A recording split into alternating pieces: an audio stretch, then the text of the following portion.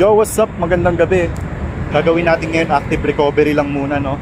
Ito, ginagawa natin konting lakad, light leg day, tsaka konting stretching mamaya dun sa location. So, samahan nyo ako, kita-kits tayo. Yo, nakarating tayo ng Parkal, siguro mga 20 minutes din na lakaran, no? So, medyo solid din yung kahit pa paano. Hanap tayo ng pwesto pang stretching natin. Bale, dito guys, nagsimula na ako, no? So, konting stretching lang tayo. Hindi ganun kalala. Tapos, hindi ganun ka-intense. Sakto lang.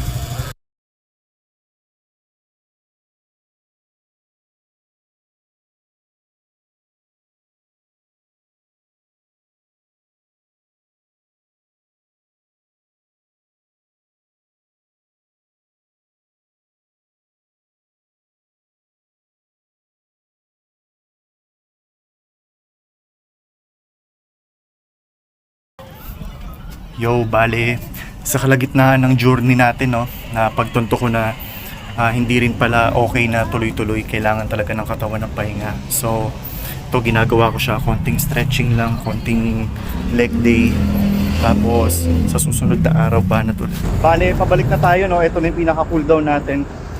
Konting lakad lang ulit after nung ginawa nating light leg day, tsaka konting stretching. So, yun lang, salamat sa panonood. Kita-kits tayo ulit sa susunod kong challenge.